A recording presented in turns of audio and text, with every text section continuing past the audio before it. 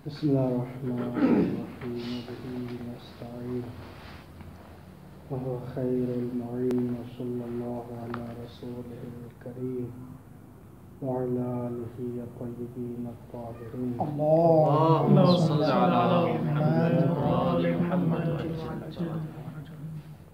الثاني أنه لما كان النهي عن الشيء إنما هو لأجل أن يصير داعيا للمكلف نحو تركه لو لم يكن له داع آخر ولا يكاد يكون ذلك إلا فيما يمكن عادة ابتلاء به وأما ما لا ابتلاء به حسبها فليس للنهي عنه موقع أصلا.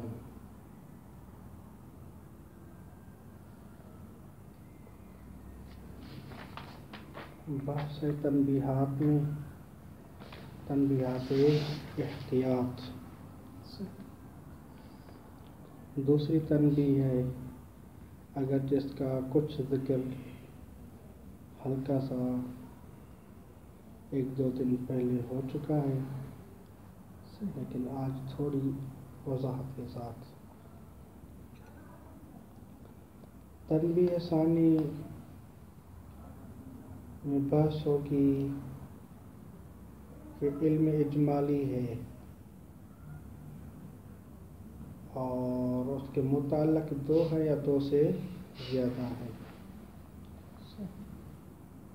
اگر ایک محل ابتلا سے خارج ہو جاتا ہے، محل ابتلا سے خارج ہو جاتا ہے یعنی انسان نہ اسی کا شرب کرے گا نہ اسی کو تلبس کرے گا، یعنی پہنے گا نہیں، کیونکہ یا تلبس لباس کی صورت میں سے پہنے گا نماز میں تو پھر حرمت آتی ہے. وإلا اگر وہ نماز کے لیے نہیں ایسے پہنے تو کوئی حرج نہیں ہوتا، اس وجہ سے وہ یہ بات آتی ہے. تو یا فلاں شخص کا کوٹ نجس ہوا یا میرا ہوا ہے، ٹھیک. اگر فلاں شخص کا ہے وہ تو میرے محل ابتلا میں نہیں ہے، وہ وزیر اعظم کا ہے یا کسی رئیس کا ہے یا کسی فلاں کا ہے یا کسی غیر کا ہے جو مثلاً ابھی میرے محل ابتلا میں نہیں ہوگا کہ میں اس کا کوٹ پہنوں اور نماز پڑھ لوں. تو محل ابتلا ہونا یہ لابد ہے حکم کی فعلیت اور تنجس کے لیے. لیکن اس کو مصنف ذکر کرتے ہیں پہلے ایک مقدمہ. وہ مقدمہ یہ ہے کہ شارع تبارک و تعالی جتنے بھی احکام ہیں وہ احکام کی حیثیت ایک داعی اور محرک کی ہوتی ہے کہ مکلف کو تحریک دلاتے ہیں وہ اوامر و نواہی، اور اس نفس مکلف میں داعی کو ایجاد کرتے ہیں کہ آپ فعل کی طرف انبیاس کریں. اگر پہلے سے کوئی داعی نہ ہو تو ٹھیک، تو داعی اس وقت کیا جاتا ہے اور اس وقت عقلاً صحیح ہے کہ جب اس شخص مکلف کا ابتلا بھی ہونا عادتاً ممکن ہو کہ یہ مکلف ہو سکتا ہے کہ اس چیز میں، اس فعل میں، اس شے میں مبتلا ہو جائے گا.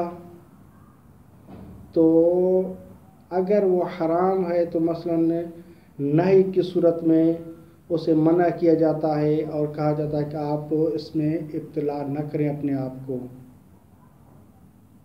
تو یہ تحریک اس وقت درست ہے کہ جب ابتلا کا امکان عادی ہو.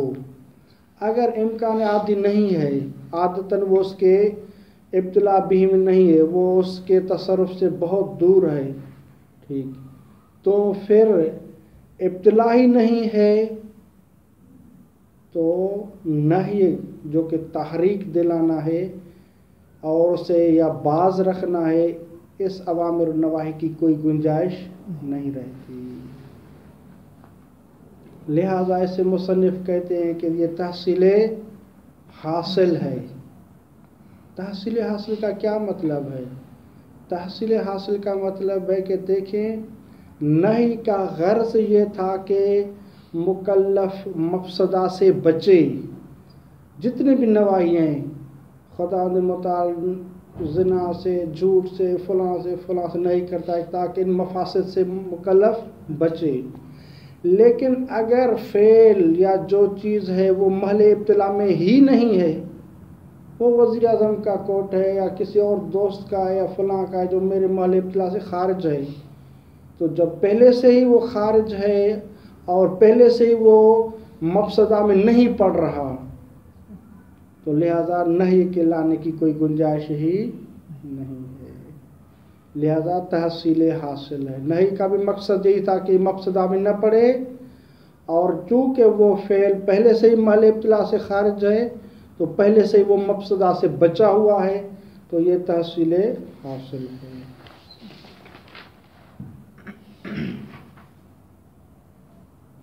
تو بعد میں ایک ملاک بیان کرتے ہیں کہ ابتلا کا ملاک کیا ہے۔ ابتلا کا ملاک وہی ہے کہ مثلا جب شارع مقدس یا کوئی بھی آمر وہ دیکھے گا کہ اس مکلف کے لیے فعل کا انجام دینا درست ہے یا نہیں ہے، ممکن ہے یا ممکن نہیں ہے، تو جب وہ یہ دیکھے گا کہ ہاں اس کے لیے ممکن ہے فعل کا انجام دینا، اور اس مکلف کے نفس میں ارادہ پھوٹ سکتا ہے کہ وہ فعل کو انجام دے، تب یہ معیار ہے کہ ہاں یہ محل ابتلا ہے اور شارع امر یا نہیں کرے گا۔ لیکن جب شارع دیکھے گا کہ نفس مکلف میں ارادہ ہی نہیں پھوٹے گا، ارادہ کیوں نہیں پھوٹے گا؟ کیونکہ وہ محل ابتلا میں نہیں ہے فعل، تو لہذا وہاں امر و نہی کی کوئی ضرورت نہیں ہے۔ اس کے بعد شک کی ہے، اس کو بعد میں پڑھتے ہیں۔ الثانی یعنی تنبیہ ہے ثانی، انہ لما کان نہیا الشیء، جب کسی شے کی نہیں کی جاتی ہے تو اس سے کیا مراد ہوتی ہے؟ لما کان نہیا الشیء، جب نہی کسی چیز سے کی جاتی ہے تو انما ہو، یہ جو نہی ہے وہ کیوں کی جاتی ہے کسی شے سے؟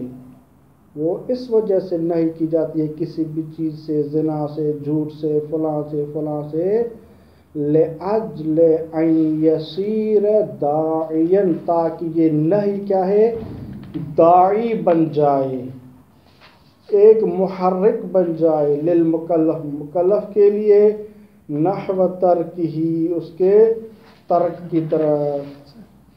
یہ اس وقت لو لم یکن لہ داعٍ آخر، اگر مکلف کے لیے کوئی اور داعی نہ ہو سکتا ہے کہ مکلف کے لیے پہلے سے ہی کوئی داعی موجود ہو، یعنی اس کی فطرت سلیمہ ہے، ٹھیک، اچھا اخلاق کا حامل ہے، یا آپ جس طرح مثالیں دیں کہ انبیاء اور رسول یا حجج ہوتی ہیں، وہ ان کا نفوس اتنی وہ طاہرہ و مطہرہ ہوتی ہے کہ نہیں نہ بھی آئے تو وہ انہیں رجس اور انجاس سے دور رہتی ہیں، امر نہ بھی ہو پھر بھی وہ عبادت کرتی ہیں، یہ طاہرہ جو ہستیاں مقدسہ ہیں، تو ان کو پہلے سے ایک وہ فطرت سلیمہ ہیں ان کے ہاں، تو وہ عبادات کرتی ہیں اور ان نجاسات سے دور رہتی ہیں۔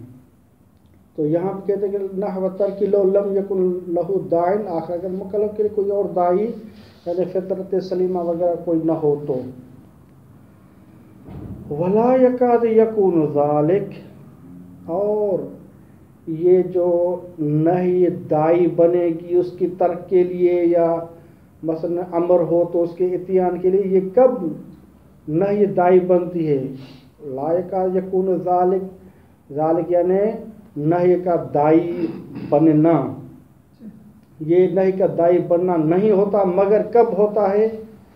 الا فیما یمکن عادتاً ابتلاؤہ بہ، مگر اس صورت میں نہی داعی بنے گی جب فیما یمکن عادتاً ابتلاؤہ بہ، جب عادتاً ممکن ہو کہ مکلف کیا ہے، وہ عادتاً مبتلا ہو جائے گا اس شے سے، اس مکلف بھی اس فعل سے، اس فعل میں مبتلا ہو جائے گا عادتاً، تب یعنی کیا ہے، یہ نہی کو داعی کے طور پر بھیجا جائے گا۔ لیکن وَأَمَّا مَا لَا ابتلاء بِهِ بِحَسَبِهَا یعنی بِحَسَبِ الْعَادَةِ اگر لا ابتلاء بِهِ یعنی بالشیء کہیں یا بالمکلف بِهِ کہیں یا وہ فعل کہیں، اگر اس فعل کے ساتھ اس شے کے ساتھ کوئی ابتلاء بِهِ نہیں، اس میں کوئی ابتلاء نہیں ہے، بِحَسَبِ الْعَادَةِ فَلَيْسَ لِلنَّهْيِ عَنْهُ مَوْقِعٌ أَصْلًا، تو نہی عن الشیء یا نہی عن الفعل کے لیے کوئی موقع نہیں ہے، کوئی گنجائش نہیں ہے، کیونکہ نہیں آتی ہے تاکہ اسے روکا جائے۔ اب چونکہ وہ محل ابتلا میں ہی نہیں ہے تو نہیں کی کوئی گنجائش، کوئی موقع نہیں ہے۔ کیوں موقع نہیں نہیں کے لیے؟ کہتے ہیں کہ بدی سی بات ہے، یہ دلیل دے رہے ہیں کہ بدی ضرورت انہو بلا فائدۃ ولا طائل، کیونکہ اب جب وہ محل ابتلا میں نہیں ہے، نہیں کو بھیجنا یا نہیں کرنا یہ بلا فائدہ ہے، بلا طائل ہے، اس میں کوئی فائدہ نہیں ہے۔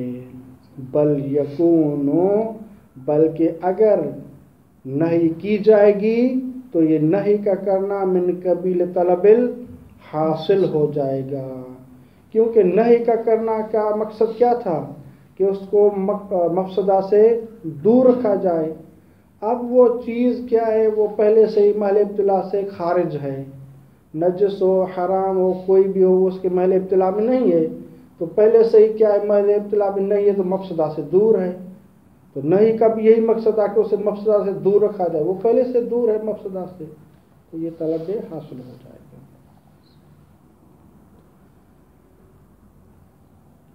بل یکون من قبیل طلب الحاصل کان الابتلاء بجمیع الاطراف مما لا بد منه فی تاثیر العلم، پس الابتلاء بجمیع الاطراف، جمیع اطراف میں مبتلا ہونا، دو ہوں تین ہوں چار ہوں جتنے بھی ہوں، ان جمیع اطراف میں مبتلا ہونا مما لا بد منه، ٹھیک، یہ ابتلا ہونا ضروری ہے جمیع اطراف میں، فی تاثیر العلم، علم اجمالی کی تاثیر میں۔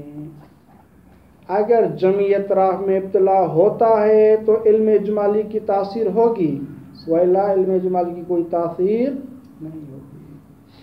فَإِنَّهُ بِدُونِهِ، کیونکہ بدون الابتلاء بجمیع الاطراف، اگر جمیع اطراف میں ابتلا نہیں ہوتا کلن یا بعضاً، ٹھیک، لا علم بتکلیف فعلی، کسی تکلیف فعلی کا علم نہیں ہوتا، کیونکہ مجھے پتہ نہیں کہ مثلا دو طرف تھے، ایک مل ابتلا سے چلا گیا، دوسرے کا کوٹ تھا یا کیا کچھ بھی ہوا ہے وہ چلا گیا، اب ایک ہے، تو یہاں سرے سے مجھے شک ہے کہ آیا اس میں نجاست گری ہے یا نہیں۔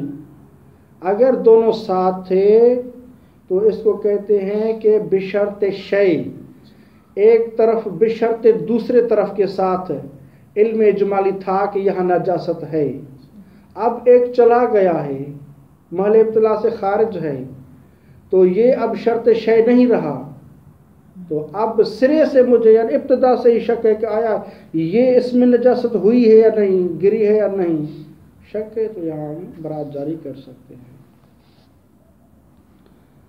فَإِنَّهُ بِدُونِ ابْتِلَاءٍ بِجَمِيعِ الْأَطْرَافِ لَا عِلْمَ بِتَكْلِيفٍ فِعْلِيٍّ، کیوں؟ لِاحْتِمَالِ تَعَلُّقِ الْخِطَاب، کیونکہ احتمال ہے کہ خطاب کا تعلق یعنی نہی کا تعلق کس سے ہوا ہو، بما اس طرف کے ساتھ ہوا ہو، لا ابتلاء به، جس طرف اور جس برتن یا جس چیز کے ساتھ کوئی ابتلا نہیں ہے، جس سے کوئی سروکار نہیں ہوگا، تو ممکن ہے کہ اس کے کوٹ میں کیا ہے، نجاست گری ہوئی ہو۔ وَمِنْهُ قَدْ انْقَدَحَ، اور اسی سے واضح ہو جاتا ہے کہ ان الملاک فی الابتلاء، ابتلاء کا ملاک جو ہے وہ وہی ہے کہ شارع مقدس یا کوئی بھی آمر اسے مکلف کے نفس میں دیکھے گا کہ اس کی نفس میں کیا ہے، وہ ارادہ پھوٹ رہا ہے فعل کی طرف، فعل حرام کی طرف یا نہیں، تو اگر وہ چیز محل ابتلا میں ہوگی تو ارادہ اس نفس مکلف میں پھوٹے گا کہ میں اس حرام کو انجام دوں، الیاذ باللہ۔ اگر سرے سے وہ چیز ہے ہی نہیں تو حرام کی طرف جو ارادہ ہے مکلف کا وہ کیسے پھوٹ سکتا ہے؟ نہیں ہو سکتا۔ ان الملاک فی الابتلاء، ابتلا میں جو ملاک ہے، کون سا ابتلا؟ المصحح لفعلیت الزجر، یہ ابتلا جو تصحیح کنندہ ہے فعلیت زجر کے لیے، یعنی ابتلا ہوگا تو شارع کی طرف سے زجر کی فعلیت بھی آئے گی، اگر ابتلا نہیں ہوگا تو شارع کی طرف سے زجر کی فعلیت بھی نہیں ہوگی۔ المصحح لفعلیت الزجر وانقداح طلب ترکہ فی نفس المولا فعلا، اور یہ وانقداح یہ اور چیز کوئی نہیں ہے، یہ تفسیر اور توجیہ اور شرح لفعلیت زجر کے لیے۔ تو مولا کیسے فعلیت زجر کرے گا؟ وانقداح طلب ترکہ، وانقداح کا آپ ترجمہ کریں ظہور طلب ترکہ، کہ عامر سے طلب ترک کا ظہور ہوگا۔ وانقداح طلب ترکہ فی نفس المولا، نفس مولا میں کیا ہے؟ طلب ترک کا ظہور ہوگا، یعنی فعلیت زجر، اس انجام نہ دو، دھڑکنا، یہ کب مولا کے اس نفس میں ظہور پائے گا؟ وانقداح طلب ترکہ فی نفس المولا فعلا، فعلا وہ اس کے ذہن میں، اس کے نفس میں طلب ترک کا جو انقداح ہے اور ظہور ہے وہ کب ہوگا؟ وہ اس صورت میں ہوگا، ہوا، یعنی فعلیت زجر اس صورت میں ہوگی، یا ملا کے ابتلا یہ صورت ہوگی، ہوا اس کو بتا رہے ہیں، اس صورت میں یعنی مولا کے نفس میں وہ انقداح ہوگا، طلب ترک کا ظہور ہوگا یا فعلیت زجر ہوگی، کب؟ وہ صورت یہ ہے، آپ وہ صورت کہیں یا اوپر سے ملائے تو ان الملاک فی الابتلاء، وہ ملاک یہ ہے۔ اذا صح انقداح الداعی الی فعلہ فی نفس العبد مع اطلاعہ علی ما هو علیہ من الحال، ملا کے ابتلا یہ ہے کہ وہ ما اذا صح انقداح الداعی، جب درست ہو، کیا چیز درست ہو؟ انقداح الداعی، محرک، داعی کا ہم ترجمہ کریں محرک، محرک کا ظہور الی فعلہ، اس شے کے انجام دینے کی طرف، فی نفس العبد، عبد کے نفس میں، یعنی عبد کے نفس میں جب وہ محرک ظہور پائے کرے گا، یعنی وہ اس کا ارادہ پھوٹے گا، آپ ارادے سے بھی اس کو کہہ سکتے ہیں کہ جب اس فعل کی طرف وہ نفس مکلف ہو، ارادہ اگر اس کا پھوٹ رہا ہے تب یہ وہ محل اور موقع ہے کہ نہی فعلیت میں آئے گی، مع اطلاع علی ما هو علیہ من الحال، مع اطلاع المولا، اب مولا کو اطلاع بھی ہے کہ اب اس کے نفس میں، نفس عبد میں اس فعل حرام کی طرف کیا ہے؟ ایک ارادہ پھوٹ رہا ہے انجام دینے کے لیے، تو اب وہ نہی کیا ہے؟ فعلیت میں آئے گی، اب مولا کے نفس میں وہ کیا ہے؟ طلب ترک کا انقداح اور ظہور ہوگا، مع اطلاع المولا علی ما هو علیہ من الحال، باوجود اس کے کہ یہ بھی شرط ہے کہ مولا کو اطلاع ہو کس چیز کی؟ علی ما هو علیہ من الحال، کہ عبد کس حال میں ہے، کس حال میں ہے، یعنی کیا کہ دیکھے کہ آیا اس کے ذہن میں وہ فعل کی طرف ارادہ پھوٹ رہا ہے یا نہیں پھوٹ رہا، کیونکہ مولا دیکھے گا کہ اگر محل ابتلا میں ہے تو ممکن ہے کہ ارادہ پھوٹے، اگر محل ابتلا میں نہیں ہوگا تو ممکن ہی نہیں کہ اس کے ذہن میں وہ ارادہ پھوٹے۔ علی ما هو علیہ من الحال، ہوا کا معنی ہے عبد، ما ہوا یعنی ما سے مراد حال ہے جو کہ من الحال اس کا خود بیان کر رہا ہے، یعنی علی حال للعبد، کہ عبد جس پر ہے، یعنی اس حالت میں، یعنی کون سی حالت ہے وہ؟ کہ وہ ارادہ کرنا اور نہ کرنا جب محل ابتلا میں ہوتا ہے، اگر محل ابتلا میں ہوتا ہے تو ارادہ کرنا اس سے پھوٹ سکتا ہے، تو یہ فوٹ سکنا ارادے کا یہ وہ محل اور موقع ہے کہ نہی کیا فعلیت میں آتی ہے. اس کو آپ تھوڑا تامل کے ساتھ مباحثہ میں حل کرنا انشاءاللہ. وَلَوْ شُكَّ فِي ذَلِكَ كَانَ الْمَرْجِعُ هُوَ الْبَرَاءَۃُ. اب بحث ہے تھوڑی شیخ انصاری اور آگا آخوان کی حسب معمول رہتی ہے. بحث یہ ہے کہ شیخ انصاری قائل ہیں کہ نہی ایک مطلق ہے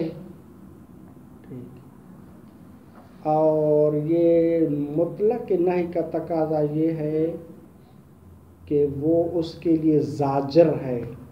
نہی کر رہی ہے کہ آپ کیا ہیں دوسرے فرد سے اجتناب کریں. ٹھیک. آخر کہتے ہیں کہ نہیں یہاں نہی کوئی مطلق اور اطلاق کی حالت میں نہیں ہے. کیوں؟ کہتے ہیں کہ دیکھیں دو صورت ہیں اطلاق کی. ایک ہوتا ہے اطلاق فی مقام ثبوت، ایک ہوتا ہے اطلاق مقام اثبات میں. اب مثال کے طور پر ہم کہیں کہ مثال کے طور پر آتک رکبتن، یہاں رکبتن مطلق ہے تو اس کو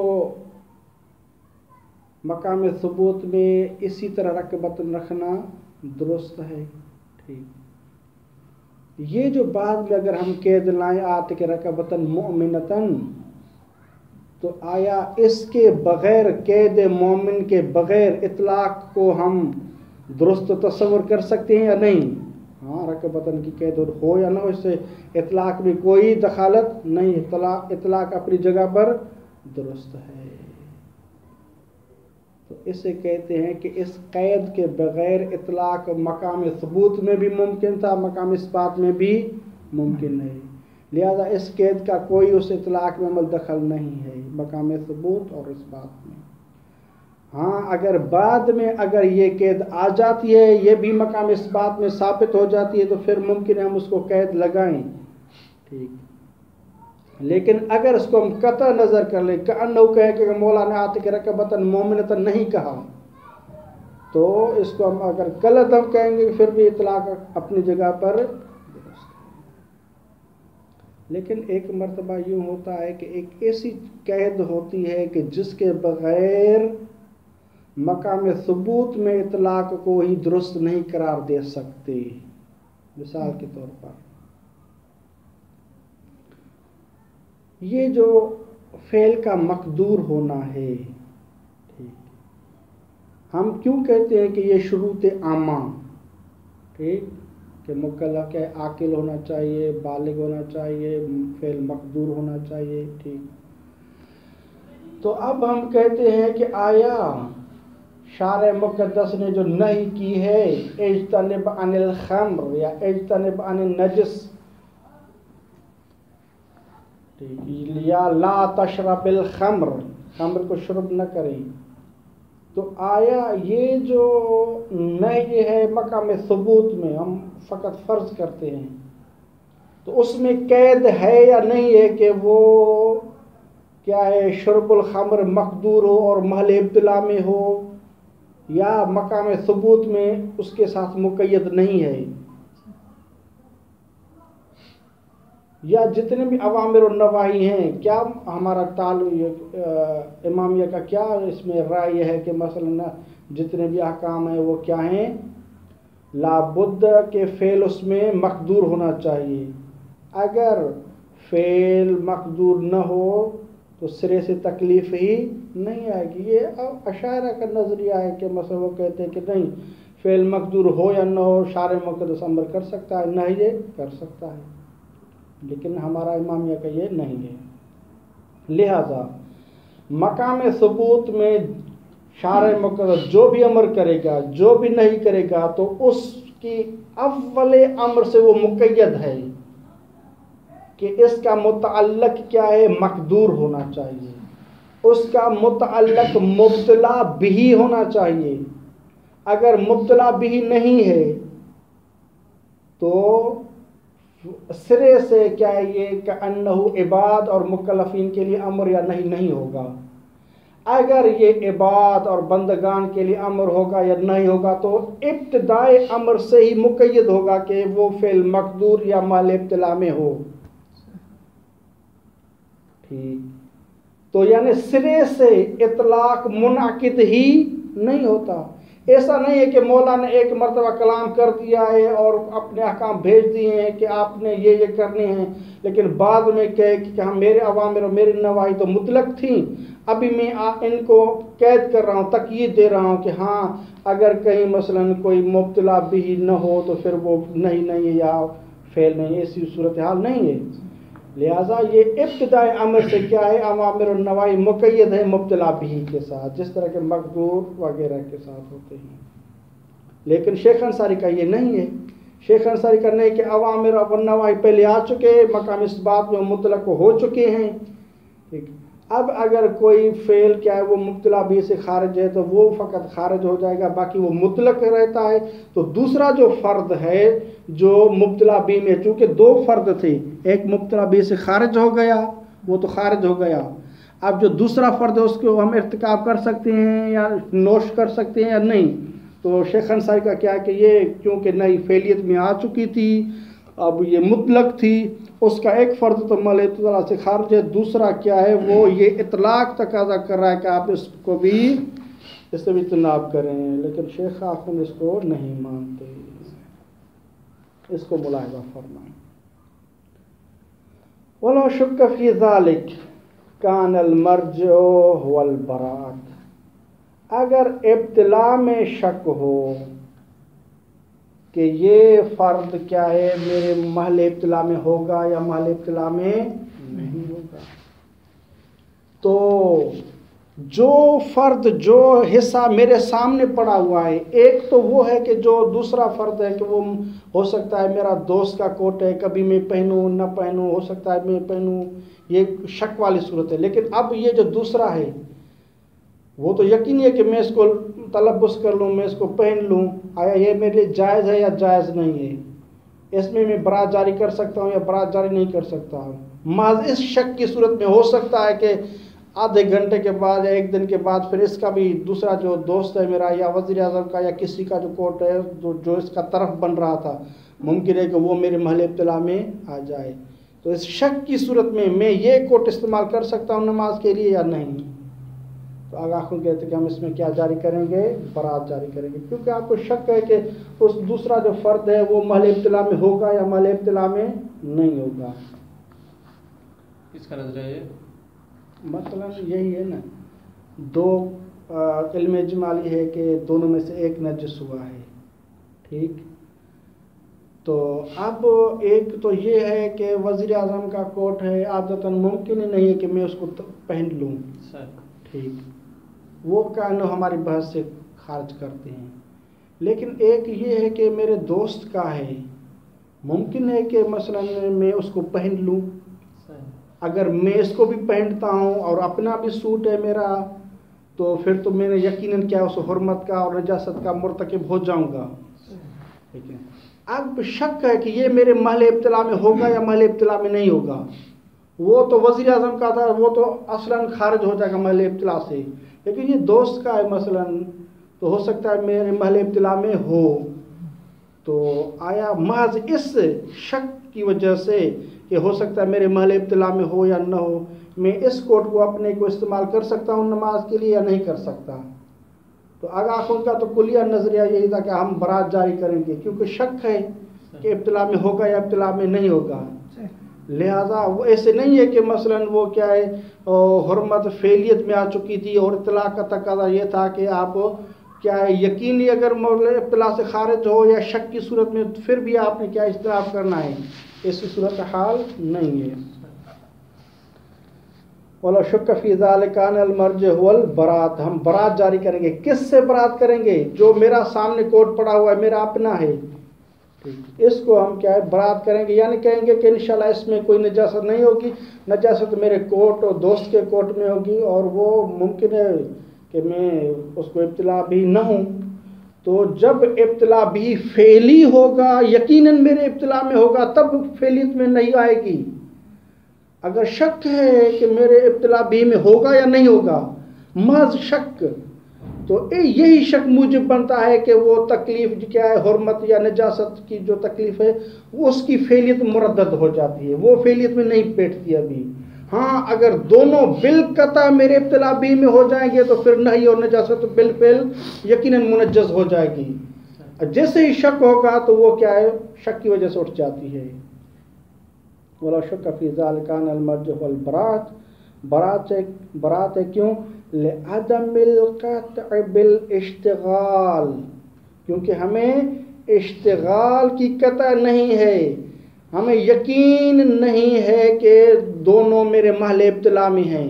ہاں اگر دونوں میرے محل ابتلا میں ہوتے، یقین ہوتا، تو پھر وہ نہی یا حرمت جو بھی ہے وہ بھی بالفعل منجز ہو جاتی، لیکن اب چونکہ ہمیں یقین نہیں ہے، لعدم القطع بالاشتغال یعنی اشتغال کی قطع نہیں ہے، لہذا اب وہ نہی کیا ہے، حرمت کی صورت ہو یا نجس کی صورت میں اٹھ جاتی ہے۔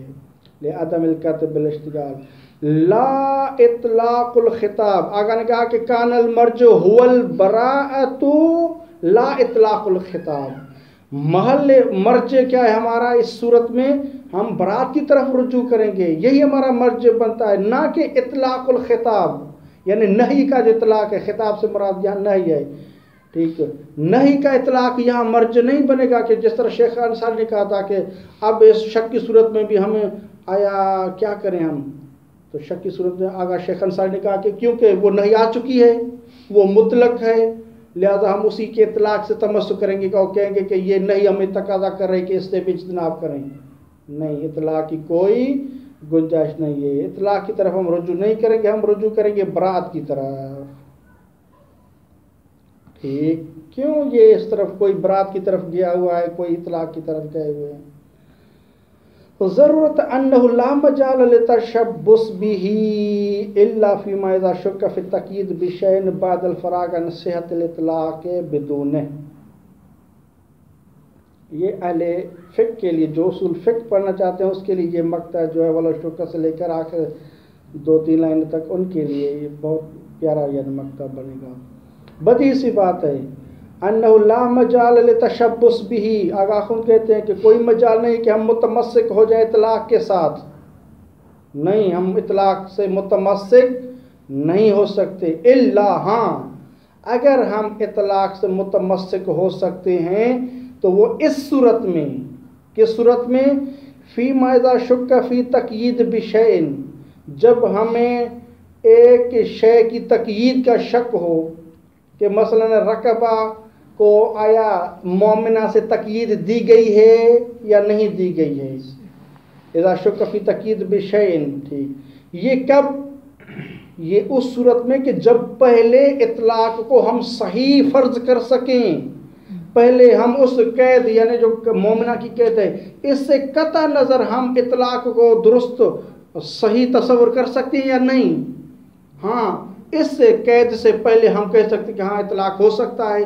تو پھر یہ کیا ہے، ہم جو چیز مشکوک ہے کہ آیا یہ ہو سکتی ہے یا نہیں ہو سکتی، یہ تقیید دے سکتے ہیں یا نہیں دے سکتے، تو چونکہ اس سے پہلے اطلاق ممکن تھا تو ہم اطلاق سے متمسک ہو جائیں گے، لیکن وہ چیز جو کہ تقیید دینا وہ ایسی چیز ہے کہ اس کے بغیر اطلاق ممکن ہی نہیں ہے، کہ انہو یہ چیز اول امر میں اطلاق کو کیا ہے وہ مطلق ہونے ہی نہیں دے رہی، تو اس صورت میں ہم کیا اطلاق سے متمسک نہیں ہو سکتے، بس ایک صورت میں اطلاق سے متمسک ہو سکتے ہیں، ایک صورت میں نہیں ہو سکتے۔ کس صورت میں ہو سکتے ہیں متمسک؟ اس صورت میں کہ جب اس تقیید دینے رقبہ مومنہ کی تقیید دینے سے پہلے اطلاق پھر رقبہ ممکن ہے یا نہیں ہے، ہاں ممکن ہے، اطلاق درست ہے، تو ہاں اگر درست ہے اس تقیید مومنہ سے پہلے تو یہاں اگر شک ہو کہ آیا مومنہ کی قید ہے یا نہیں ہے تو ہم کہیں گے کہ ہم اطلاق سے تمسک کریں گے، لیکن اگر وہ شے ایسی ہو तकयीद विषय ऐसी हो, मसलन वो मकदूर होना है, महल इब्तिला भी में होना है, तो ये वो ऐसी चीज़ें हैं कि इनके बग़ैर इतलाक़ को हम तसव्वुर दुरुस्त नहीं कर सकते, जैसा इतलाक़ ही दुरुस्त नहीं है। तो ये ना, ये वो शक है कि उसको इब्तिदाई अमर से इतलाक़ को क्या है फासिद कर देती है, मुतलक होने ही नहीं देती। इसको मुलाहिज़ा करना। ज़रूरतन ला मजाल तशब्बुस भी, तशब्बुस यानी तमस्सुक, ला मजाल तशब्बुस या तमस्सुक हैं भी इतलाक़ से, इतलाक़ से हम मुतमस्सिक नहीं हो सकते, इल्ला हाँ हो सकते हैं इतलाक़ के साथ मुतमस्सिक। कब? फ़ी मैज़ा शुक्क फ़ी तक़यीद बिशैन, जब हमें शक हो एक चीज़ की तक़यीद में कि मुनाकिर क्या है, वो तक़यीद हुई है या नहीं हुई। कब? बादल फराग अन सिह्हतिल इतलाक़ बिदून ही, इस फरागत के बाद के इतलाक़ दुरुस्त है इस कैद के बग़ैर भी, इस कैद के बग़ैर भी इतलाक़ दुरुस्त है, तो फिर क्या है हम उस इतलाक़ से तमस्सुक हो सकते हैं, कर सकते हैं। ठीक। ला फ़ी मा शुक्क फ़ी एतबार ही फ़ी सिहत ही, अब ये इतलाक़ की दूसरी सूरत बयान कर रहे हैं कि जिसमें वो जो तकयीद देना है वो असले इतलाक़ को फासिद करती है, इतलाक़ को मुतलक होने में मुनाकिद ही नहीं करने देती, जिस तरह के मकदूर होना और मुब्तला भी होना। ला फ़ी मा, उस सूरत में नहीं, किस सूरत में? मा शुक्क फ़ी एतबार ही, जिस चीज़ के एतबार में शक है, मसलन मुब्तला भी होना, मकदूर होना, मसलन ये वो चीज़ें हैं। मा शुक्क फ़ी एतबार ही, ये वो चीज़ है कि जिसके एतबार होने में शक है, फ़ी सिहती फ़ी सेहतिल इतलाक़, कि आया इतलाक़ की सेहत में ये चीज़ मोतबर है या मोतबर नहीं है। तो कहते हैं कि इस, क्योंकि असल इतलाक़ के मुनाकिद होने और न होने में शक है कि आया मकदूर के बग़ैर इतलाक़ मुनाकिद हो सकता है, नहीं हो सकता, नहीं हो सकता इतलाक़ मुनाकिद। अब ये एक चीज़ है कि इसमें शक है कि आया इसके बगैर इतलाक़ मुनाकिद हो सकता है, नहीं हो सकता, तो हम कहेंगे कि इतलाक़ मुनाकिद नहीं हो सकता। ला फ़ी मा शुक्क फ़ी एतबार ही, फ़ी एतबार शय मशकूक, जिस तरह मुब्तला भी शय मशकूक है, फ़ी सेहतिल इतलाक़, तो वो सेहत इतलाक़ में वो चीज़ मोतबर है या नहीं है, शक है, तो इस सूरत में हम इतलाक़ से मुतमस्सिक नहीं हो सकते। तअम्मल लअल्लक तारिफ़ इंशाअल्लाह ताला। अस्सालिस, तीसरी तंबीह है, यहाँ वो ये इसको भी जिक्र कर चुके हैं। आगाखुन कहते हैं कि उलमा ने बहस की है कि अतराफ़ कसीर हों, जिसे ताबीर किया जाता है शुबहा गैर महसूरा, और 2, 4, 5, 10 पतना हों तो इसे महसूरा से ताबीर किया जाता है।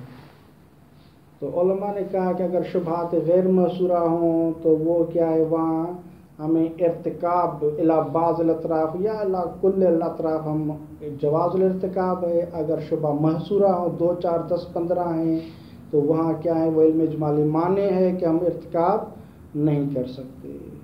फिर तवील बहस आगा शेख अंसारी ने भी की है रसायल में। आगा खुद कहते कोई नहीं है, हम पहले भी बहस कर चुके हैं। अगर शुबहात कसीर हों, गैर महसूर हों, तो बेशुबहा गैर महसूरा बेज़ात ही कोई उसमें नहीं है, कुछ भी नहीं है। लेकिन शुबहात अगर गैर महसूरा हों तो उसका एक लाजमा बनता है, लाजमन एक इन्वान हासिल होता है, मसलन उसर का, हरज का, इख्तिलाल निज़ाम का। जिस चीज़ से क्या है वो इल्म इजमाली की जो फ़ेलियत है वो मुनज्जज़ नहीं हो पाती, लिहाजा उसके लिए मवाने हैं। क्यों वो फ़ेलियत में नहीं आती, मुनज्जज़ नहीं हो रही तकलीफ़, इस वजह से कि अब उसर आ गया, हरज आ गया, इख्तिलाल निज़ाम लाजिम आ रहा है। तो ये वो अनावीन है कि जो फ़ेलियत से क्या माने हैं, न इनके खुद शुबहा गैर मसूरा बिमा गैर मसूरा होना वो माने हैं, ऐसी बात नहीं है। उसके बाद फिर कहते हैं कि हमें थोड़ा तामुल करना चाहिए और देखना चाहिए कि जो इन्वान माने होता है ये कितने, मसलन शुबहात की कितनी तादाद हो, किस हद तक हो कि वो उससे इन्वान हरज आएगा, इन्वान उसर पैदा होगा। इनवान इख्तिलाल निज़ाम लाजिम है कि कितनी मिकदार में हो और कितनी मिकदार में नहीं हो, तो लिहाजा ये हमें देखना पड़ेगा। ये बेहसबिल मवारद मुख्तलिफ होगा। कहीं मसलन हो सकता है कि मसलन 2000 अतराफ़ हों जिससे क्या इनवान उसरो हरज इख्तिलाल निज़ाम लाजिम आएगा। कहीं हो सकता है 500 मवारद हों, कहीं हो सकता है उससे थोड़ी कम हो। तो लिहाजा ये क्या है, थोड़ा फ़र्क करेगा। लिहाजा हमें देखना चाहिए कि मर्तबा और अतराफ़ किस हद तक के इस इनवान को लाजिम बनते हैं और किस हद तक के इनवान को लाजिम नहीं बनते, इसको मुलाहिज़ा फरमाएं। असालिस अन्नहु का तरफ तो आप जान चुके हैं, यानी तनबियात से पहले आप जान चुके हैं। अन्नहु मा फ़ेलियत तकलीफ़िल मालूम, जब तकलीफ़ मालूम फ़ेलियत में है तो ला तफ़ावत बैन अन तकून अतराफ़ुहु महसूरतन व अन तकून गैर महसूरतन, तो इसमें कोई फ़र्क नहीं कि उस तकलीफ़ जो मालूम है उसके अतराफ़ महसूर हों या उसके अतराफ़ क्या हैं, गैर महसूर हों। हमारा मिलाक मीज़ान हम बार बार दोहरा रहे हैं कि हम देखते हैं कि वो तकलीफ़ फ़ेलियत में है या फ़ेलियत में नहीं है। लिहाजा हमारा कोई गरज नहीं अतराफ़ की कसरत और किल्लत के साथ, नाम। लेकिन ऐसा भी नहीं है कि हम बिल्कुल के चशमपोशी कर ले अतराफ़ से। हाँ, चूँकि बसा का अतराफ़ लाजिम बनते हैं कि इनवान से कि जो माने होता है उस फ़ेलियत तकलीफ़ के लिए।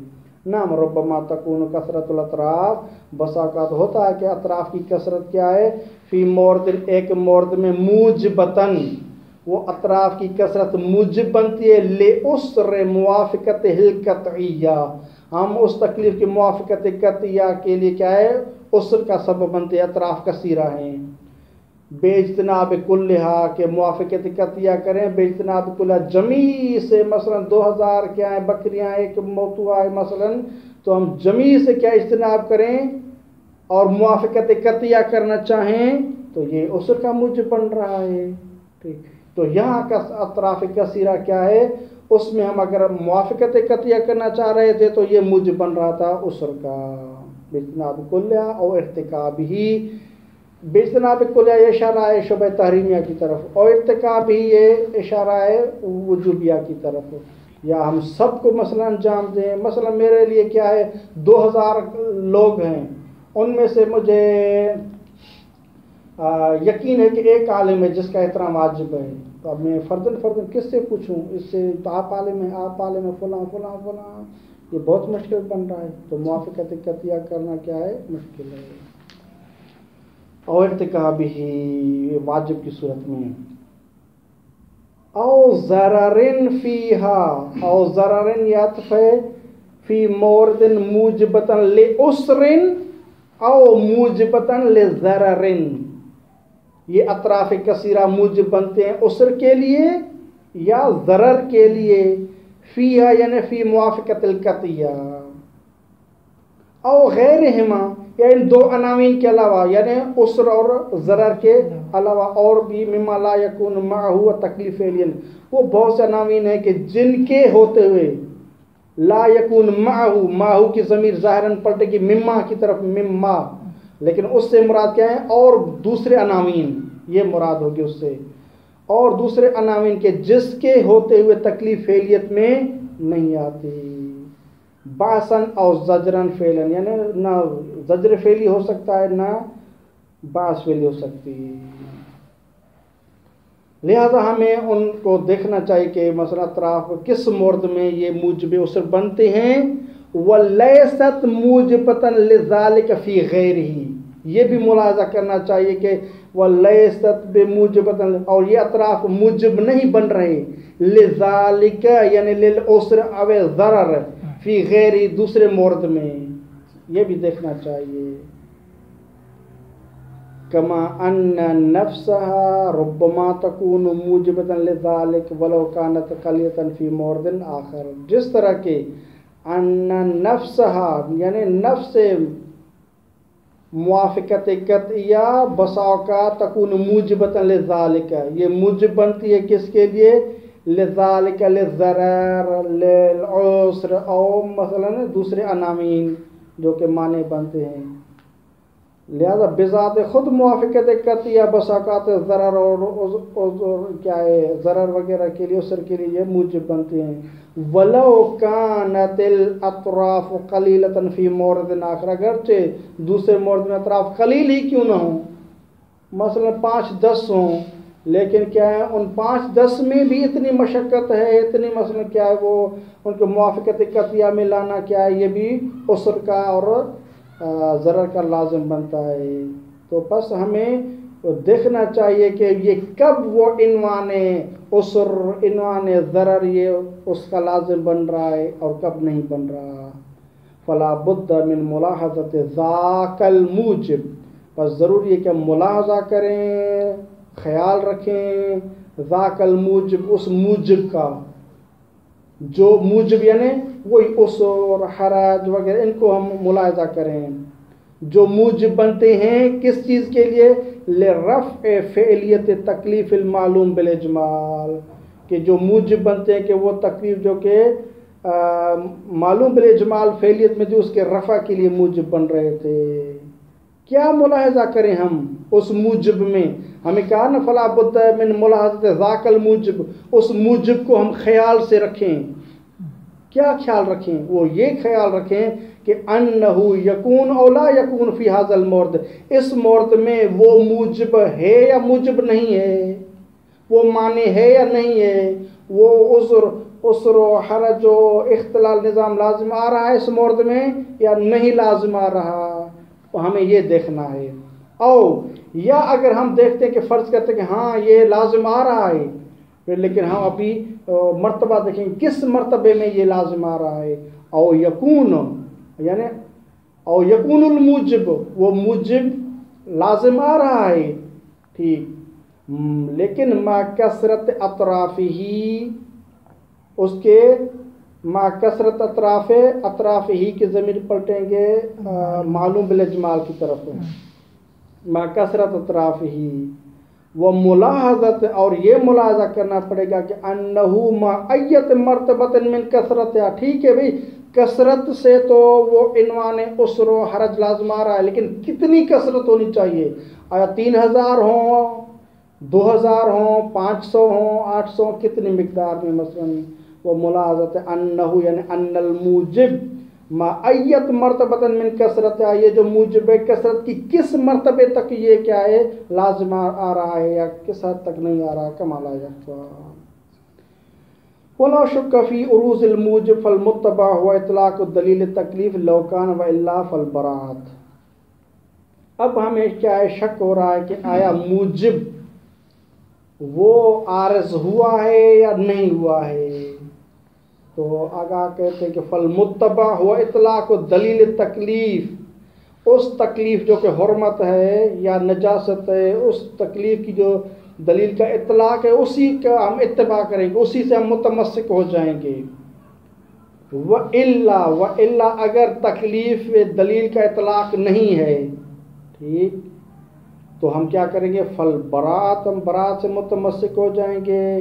لعدل شک فی تکلیف الفعلی، کیونکہ ہمیں شک ہے تکلیف فعلی میں.